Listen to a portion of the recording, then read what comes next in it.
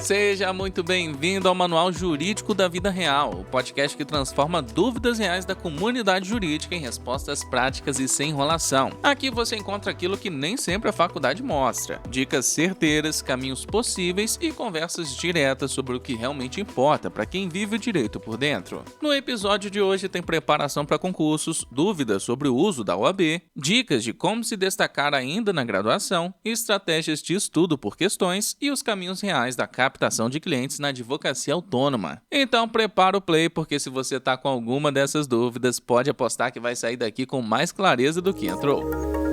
A gente começa com uma dúvida que é quase um clássico entre os concurseiros: quanto tempo eu devo gastar por questão na hora da prova? E será que vale a pena começar pela discursiva ou ir direto nas objetivas? Quem responde é Lúcia Aslan, servidora pública federal e criadora dos mapas estratégicos. Ela entende bem como montar uma boa estratégia de prova e vai te dar um norte claro para você não se perder no dia da decisão. Vamos ouvir. Ter uma estratégia determinada previamente para como você vai resolver a prova, em que ordem, é super importante.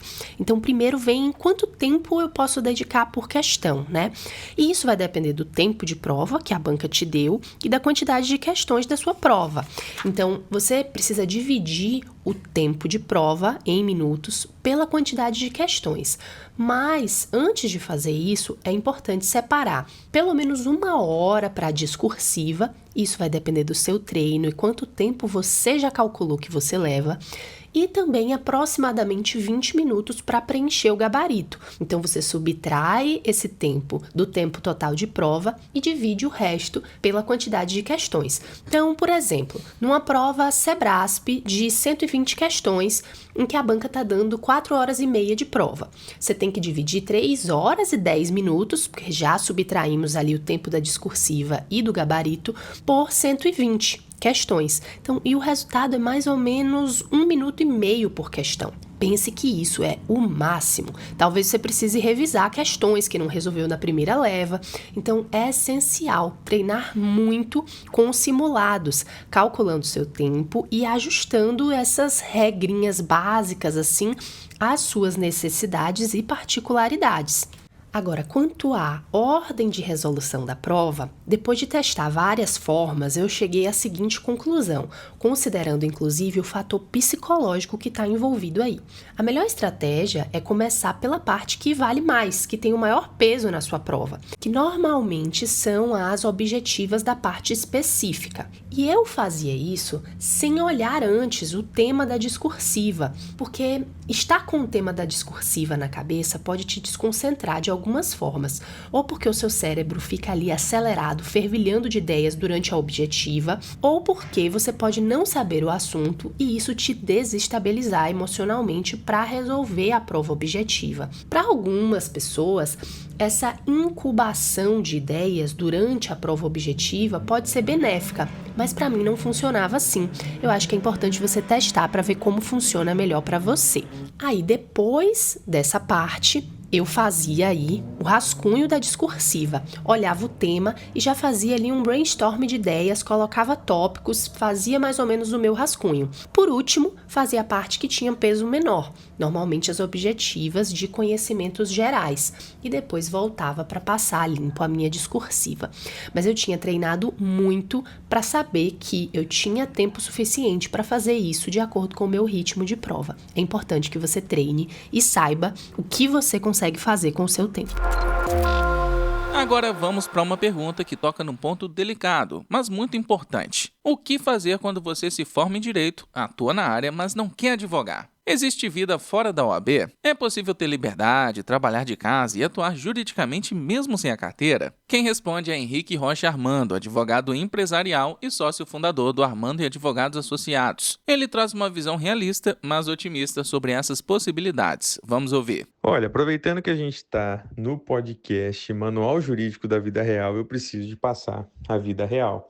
Você trabalhar na área do direito do trabalho, não quer advogar e quer saber as opções para que sem OAB você possa trabalhar nessa área, em home office e ter liberdade, me parece muito que você está fantasiando na sua cabeça que isso é algo normal e fácil de conseguir.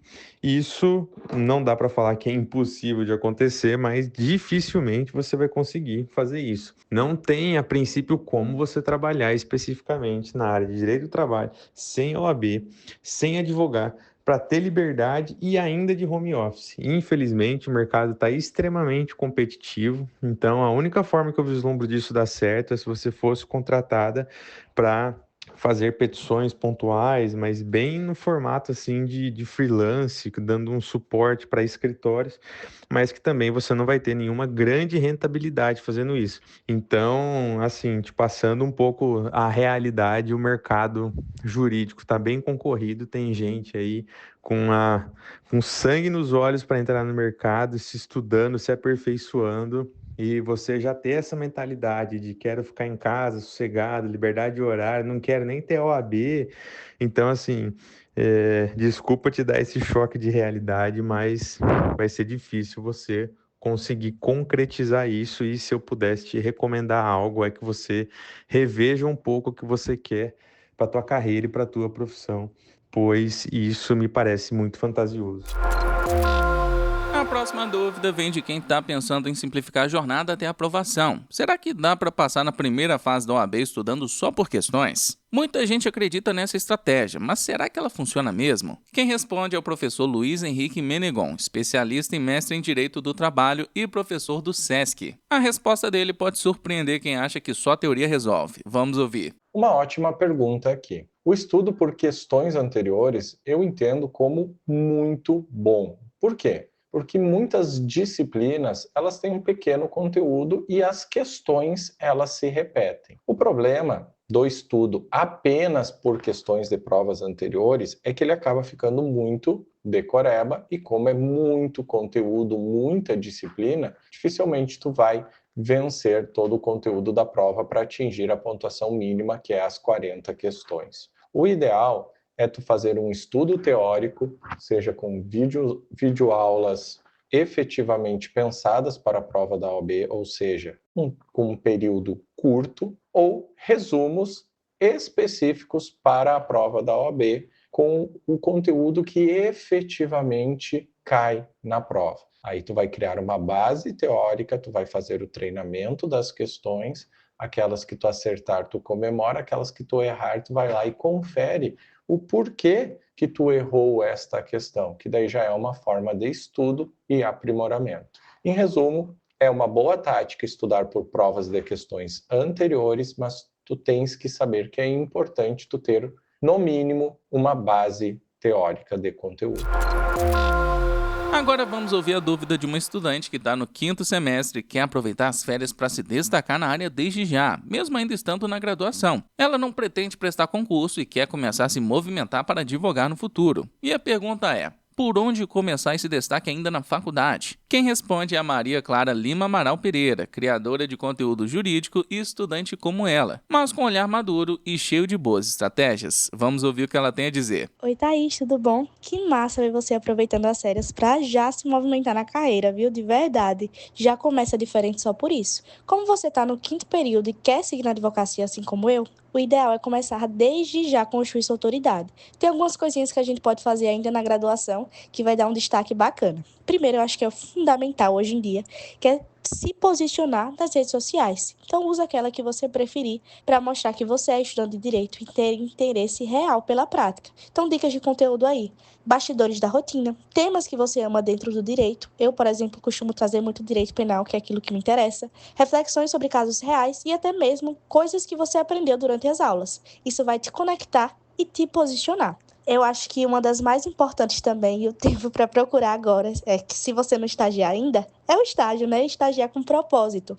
Comece a conversar com advogados da sua cidade, oferece ajuda, pede para acompanhar um dia deles. Tem muito profissional aberto para isso, então não tenha vergonha não, pede mesmo, porque querendo ou não, a gente só vai aprender de fato, na prática. Então o estágio ele é fundamental, principalmente para a advocacia, certo?